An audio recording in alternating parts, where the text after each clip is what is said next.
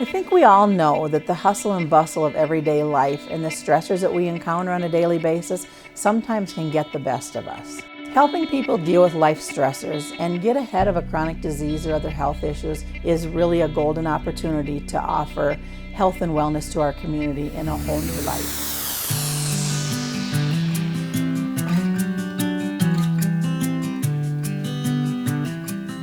Our resiliency movement really started or came out from really a couple bad events that we experienced as a medical community.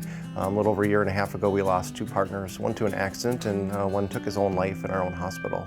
You start looking for positive things in life instead of the negative things. The Bounce Back Project is about promoting health through happiness. It's really about giving people the tools to be resilient, and resiliency is about the ability to bounce back when life doesn't go as planned.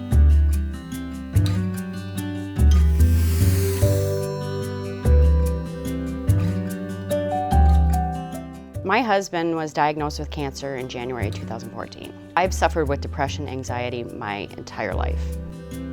I used to have a reputation of being just hardcore. So I started doing the 3 good things every night. It's really hard to explain, and believe me, I was skeptical at the beginning, but every time I do it, I get this physical boost. You know, if you're thinking 3 good things every night, you're going to be more likely to think 3 good things over and over again during the next day, and you're going to be more likely to be happy. And if you're happy, you're going to be healthier, is what the data shows. Basically found out about this whole Bounce Back project through a Rotary meeting, and it has gone like wildfire. We've spread this out to 9 locations. We actually put together what was called a gratitude journal, and inside we have basically information that describes some of the concepts with Bounce Back. We're really excited about it because I think it ties, healthcare is so much broader than just true medicine, and I think just to the whole well-being.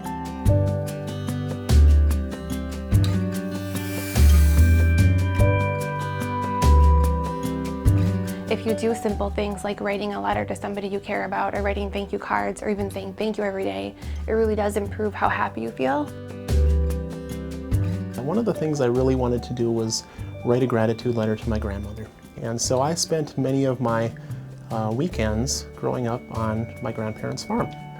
For the last 10 to 15 years, I haven't had a whole lot of a relationship with my grandmother, and this was just one of those things that I wanted to reach out to her to tell her thank you. And so I was hoping that that would open up this door, and maybe a letter would come back, or maybe there would be a phone call, and there never was, and that's okay. Well, my mom went to visit my grandmother, and so when she walked into the house, the first thing that my grandmother said to her was, "I have to show you this letter that Corey sent me. It came on a day when I needed it the most." And I read it almost every day. You know, the question is, why do we wait until somebody's funeral to say these nice things about them? Why don't we do this now?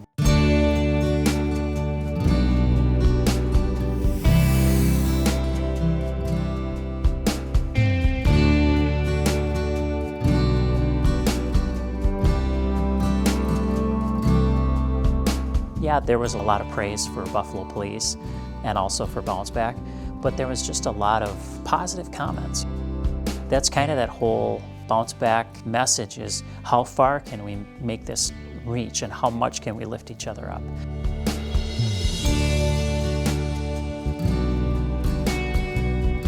And I was so flooded with positivity. I felt like one of the happiest people in the world when I saw her face change, and just seeing how grateful she was, I was overwhelmed.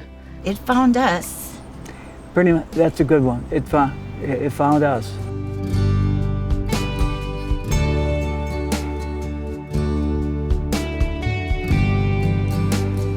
It means more actually doing it, getting out and doing these things. When you talk about them, they sound good, but when you get out and do them, you really get into how different it affects each person. Good, okay. And then take a really big breath in and out. One of the exciting things about the Bounce Back Project is that it's really sort of changed the way some of our physicians practice medicine.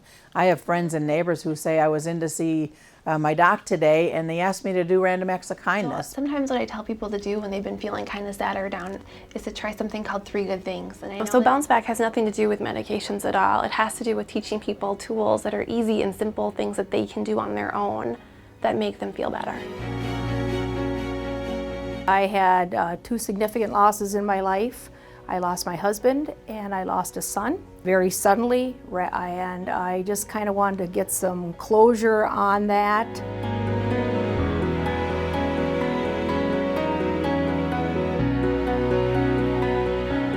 I think resiliency is about we get through the bad part of whatever it was, and then we have to stop and think we got through the bad part, but what can we make good out of the bad?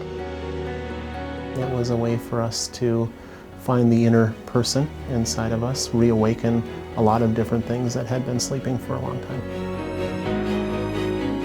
To be a part of an initiative that helps people make a difference for them personally in their day-to-day life, which is going to affect their health and their longevity, it really doesn't get any better than that. You will feel better.